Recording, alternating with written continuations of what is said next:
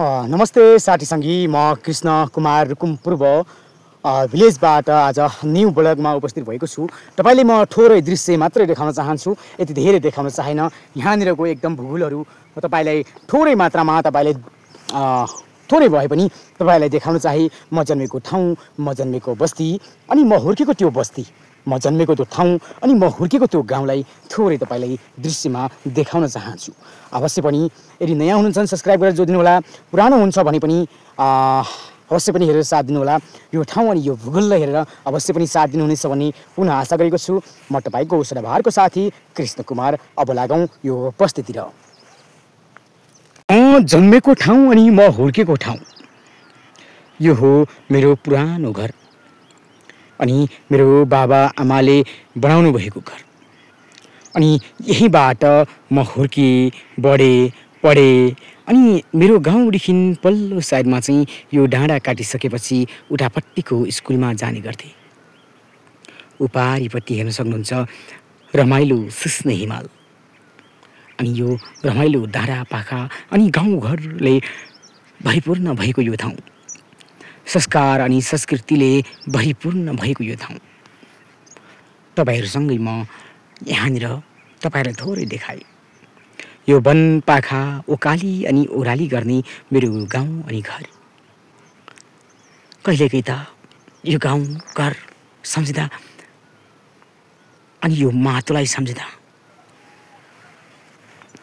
आफैले आफ्नै आँखाबाट आँसु आउन खोज्छ। यो माटो, यो म हिँडेको बाटो हो, यो माटो अनि यो म हिँडेको बाटो।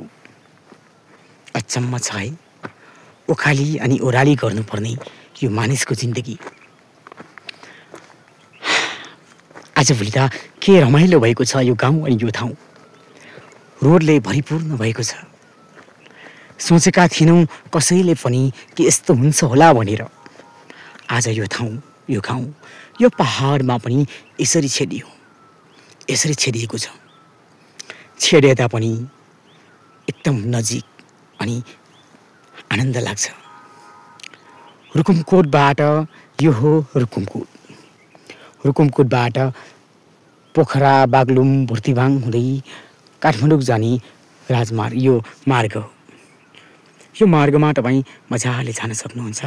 पोखरा हुँदै काठमाडौँ अथवा काठमाडौँ हुँदै पोखरा, बागलुङ, भुर्तिबाङ हुँदै रुकुमकोटको सिमाना छुँदै रुकुमकोटको कमलताल अनि यसै गरी यहाँ तलपट्टि पर्छ। तपाईँलाई थोरै जानकारी दिए, यहाँ तलपट्टि पर्छ, यो छेउमा पर्छ तपाईँको एउटा देउराली गुफा, जुन कि देउराली गुफा अथवा देउराली ओडार भनेर चिनिन्छ। अदृश्य यो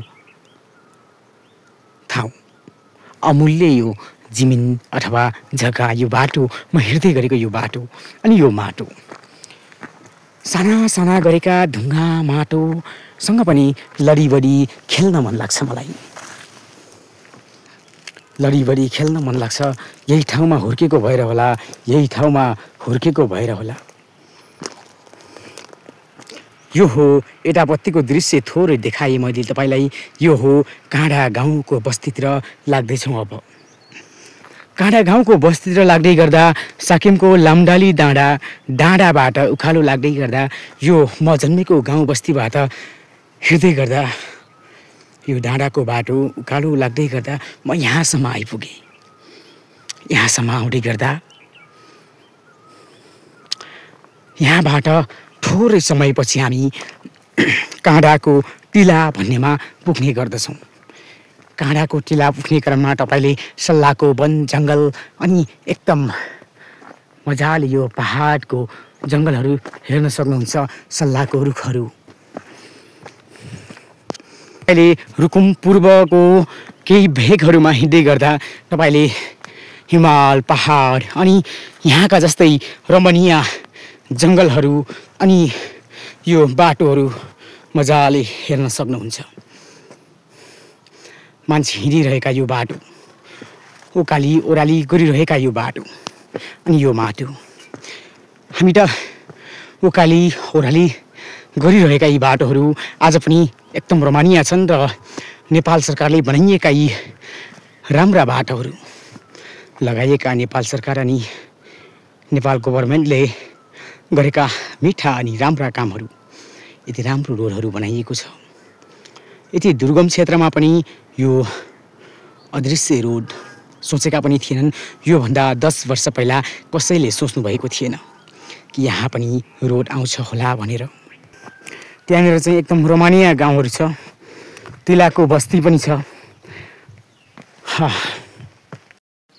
काँडा गाउँ अनि सल्लाबारी हुँदै हामी यतापट्टि लाग्छौँ घरको छेउबारी अनि माथिपट्टि तपाईँलाई थोरै दृश्य हामी जुम गरेर देखाउँछौँ।